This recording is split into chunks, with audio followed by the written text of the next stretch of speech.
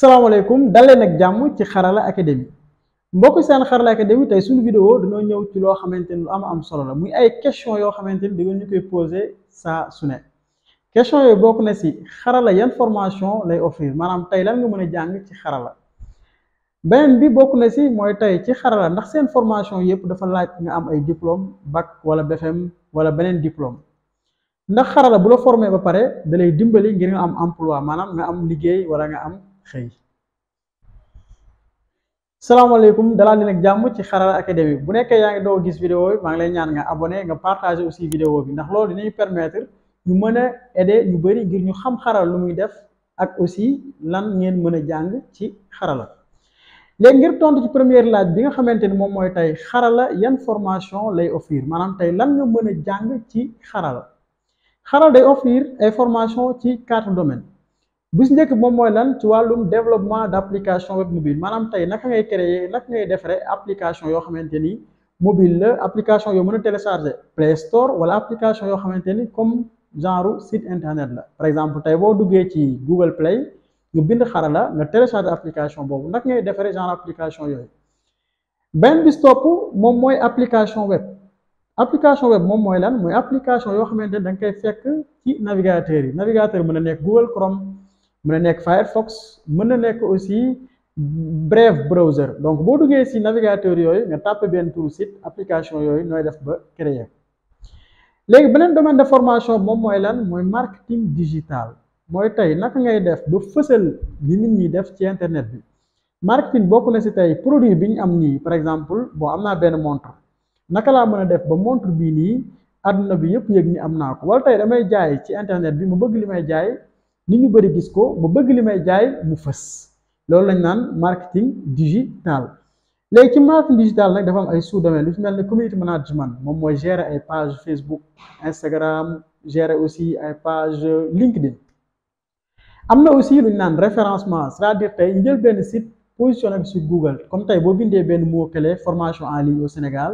nga gis Xarala ci première page bi am na ñoo xamante ni ñoom ñooy def genre liggéey yooyu domaine bu yaatu la. troisième moom mooy lan ci lépp lu jëm ci infographie wala design wala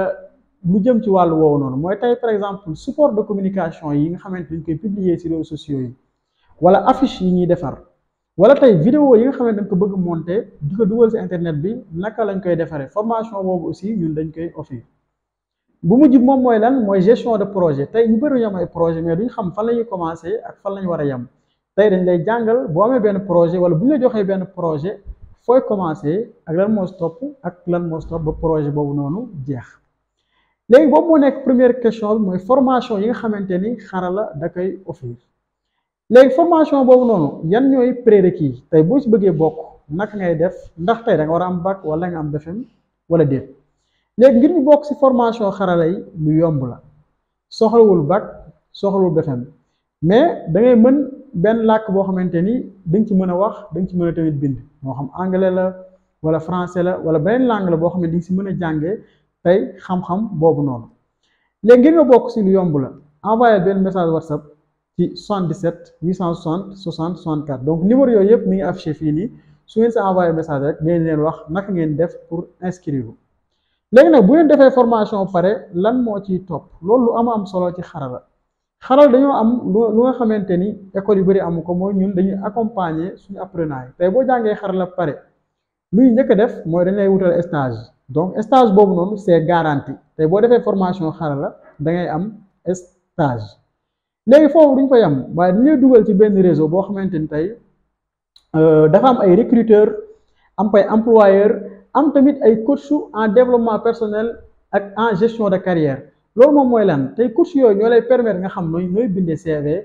nooy postuler ci benn emploi ak tamit nooy amee confiance en soi tey boo demee entretien naka nga war a comporter woo naka nga war a waxee ak nooy def ba am emploi donc mu nekk loo xamante ni lu am solo la Xarala da leen koy garantir après seen formation. j'espère que tontu naa seen laaj yëpp bu ngeen amee beneen question def leen ko ci commentaire yi ñu def ci vidéo merci beaucoup bu leen fàttee partager vidéo bu leen fàttee aussi.